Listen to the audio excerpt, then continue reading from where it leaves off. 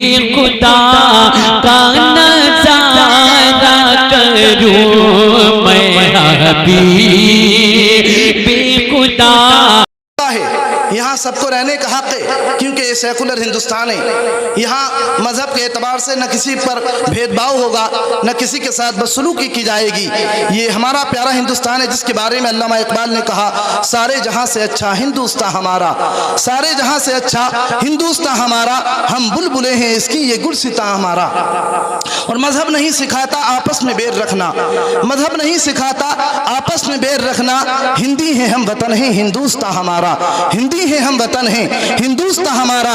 देखिए, आप अपने बच्चों को तालीम याफ्ता बनाइए, इनको अच्छी तालीम दीजिए, आला कॉलेज में पढ़ाइए, आला यूनिवर्सिटीज़ में पढ़ाइए इनको। जब हमारे बच्चे पढ़ेंगे लिखेंगे तभी तो आगे बढ़ेंगे, तभी तो कॉन्स्टिट्यूशन ऑफ इंडिया को पहचान सकेंगे, हिंदुस्तान के संविधान को पहचान सकेंगे और अपनी बात जो है गैरों के सामने रख सकेंगे, मद्दे मुकाबिल को जवाब दे सकेंगे और आर्टिकल्स को बता सकेंगे, अपने राइट्स को बता सकेंगे, अपने हुकूक की लड़ाई लड़ सकेंगे और बता सकेंगे कि फंडामेंटल राइट्स क्या है, हमें क्या पहनना है, हमें कैसे चलना है, हमें क्या खाना है। ये कॉन्स्टिट्यूशन ऑफ इंडिया इसको हमें इजाजत देता है, हिंदुस्तान का संविधान हमको इसकी इजाजत देता है। तो पहले हमें आपको बताना चाहूंगा, आपको ये पैगाम देना चाहूंगा मेरे भाइयों, आधी रोटी खाइए, बच्चों को पढ़ाइए, अपने बच्चों को तालीम दीजिए, इनको अच्छी एजुकेशन दीजिए, यानी इनको दीनी तालीम भी देना ज़रूरी है, वही दुनियावी तालीम देना भी ज़रूरी है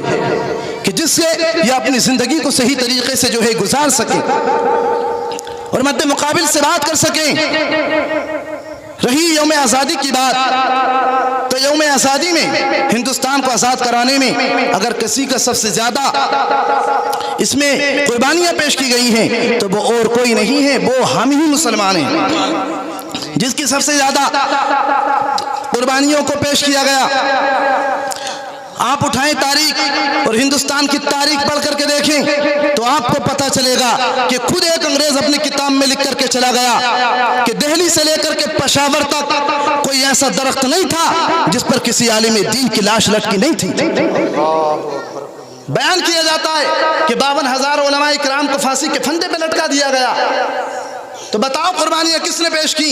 अगर वो उलमा अपनी जानों को कुर्बान नहीं करते तो आज भी हम जो है अंग्रेज़ों के चुंगल में दबे हुए होते, आज भी हम उनके गुलाम बने हुए होते, उनके मातहत होते।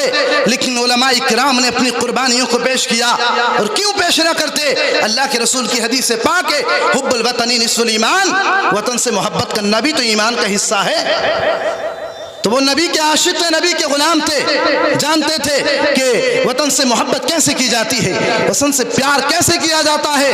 आज जो है स्कूल में कॉलेज में चंद लोगों के नाम बताए जाते हैं, लेकिन हमारी तारीख भुला दी गई, हमको भुला दिया गया। इसके लिए खुद हमें मैदान अमल में आना पड़ेगा, अपने कॉलेज बनाने पड़ेंगे और फिर अपनी तारीख को भी दोहराना पड़ेगा, अपनी जो है तारीख के बारे में भी बताना पड़ेगा कि साहिब तुम ही ने जो है इस हिंदुस्तान को आज़ाद कराने में कुर्बानियों को नहीं दिया है, बल्कि 52,000 उलमा को हमारे फांसी के फंदे पे लटकाया गया। और मैं ये भी बता दूं कि उलमा इकराम को 52,000 उलमा को फांसी के फंदे पे लटकाया गया, लेकिन इसके अलावा 5 लाख मुसलमानों ने भी इस हिंदुस्तान की खातिर अपनी जानों को कुर्बान किया है, तब जाकर के हम अंग्रेजों के चुंगल से आज़ाद हुए हैं। इस तरीके से हिंदुस्तान जो है आज़ाद हुआ है। अगर हमारे उलमा कुर्बानी पेश ना करते, हमारे मुसलमान भाई इस हिंदुस्तान के लिए, इस हिंदुस्तान की आज़ादी में अपनी कुर्बानियों को पेश नहीं करते, तो प्यारे हम आज भी जो है अंग्रेजों के मातहत होते, उनके गुलाम होते, उनकी गुलामी उनकी गुलामी में रह रहे होते। तो देखिए, हमारे पुरखों ने, हमारे असराफ ने हिंदुस्तान को आज़ाद करा के हमें जो है आज़ादी दिलाई है, हमें उनकी गुलामी से निकाल करके आज़ादी की दहलीज पे ला करके खड़ा कर दिया है कि अब तुम्हें गुलामी को इख्तियार नहीं करना है, बल्कि तुम्हें सर उठा करके जीना है। लेकिन इसके लिए ज़रूरत है कि हम अपनी औलाद को तालीम याफ्ता बनाएं, उनको एजुकेशन दें। जब वो पढ़ेंगे लिखेंगे, संविधान को जानेंगे, मद्दे मुकाबिल के सामने अपनी बात को रख सकेंगे। तो उसके लिए ज़रूरी यह है कि हम अपनी औलादों को पढ़ाएं, दीनी तालीम भी पढ़ाएं। दीनी तालीम पढ़ेगा, अपने माँ बाप का अदब जानेगा, अपने बड़ों का अदब जानेगा, अपने पड़ोसियों के हुकूक जानेगा, अपने अज़ीज़ व अक़ारिब के हुकूक जानेगा, और जो है नबी से मोहब्बत को जानेगा, दीन इस्लाम के बारे में जानेगा, उसकी आखिरत संवर जाएगी, उसकी जो है दुनिया भी संवर जाएगी। लेकिन अगर हिंदुस्तान में सर उठा करके जीना है तो फिर हमको एजुकेशन हासिल करना होगी, हमको तालीम याफ्ता बनना होगा और मद्दे मुकाबिल के सामने खड़ा होना होगा। क्योंकि देखिए तो सही, हमारे पास दिमाग की कमी नहीं है, बल्कि जिस कौम का बच्चा 7 साल की उम्र में हाफिज कुरान बन जाता है, 10 साल की उम्र में हाफिज कुरान बन जाता है, तो वो आला तालीम भी हासिल कर सकता है, वो MBBS भी बन सकता है, वो IPS भी बन सकता है। सिर्फ ज़रूरत यह है कि हम आज ही से जो है पुख्ता इरादा कर लें कि आज ही रोटी खाएंगे, बच्चों को पढ़ाएंगे। तमन्ना यही है तालीम कुरान आम हो जाए कि हर परचम से ऊंचा परचम इस्लाम हो जाए।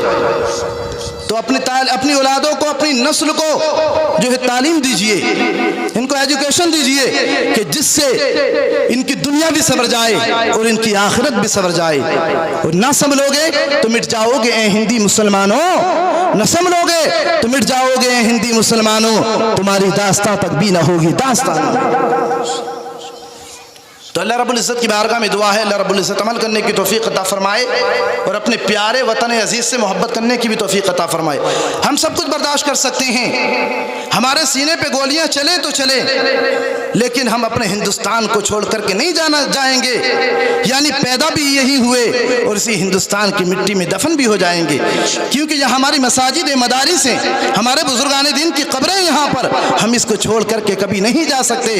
हम सब कुछ बर्दाश्त कर सकते, मजालिम तुम हम पर ढाओ, लेकिन हम हिंदुस्तान को किसी कीमत पे छोड़ने वाले नहीं हैं। तो अपने वतन अजीज से प्यार करें और यौम आज़ादी खुशी के साथ मनाएं, क्योंकि सबसे ज़्यादा इस हिंदुस्तान के लिए कुर्बानी हमने पेश की है, हमारे पुरखों ने पेश की है। तो वतन अजीज से भी मोहब्बत करें, इससे भी प्यार करें। अल्लाह रब्बुल इज़्ज़त की बारगाह में दुआ है, अल्लाह रब्बुल इज़्ज़त हमें अमल करने की तौफीक अता फरमाए। अस्सलामु अलैकुम व रहमतुल्लाह।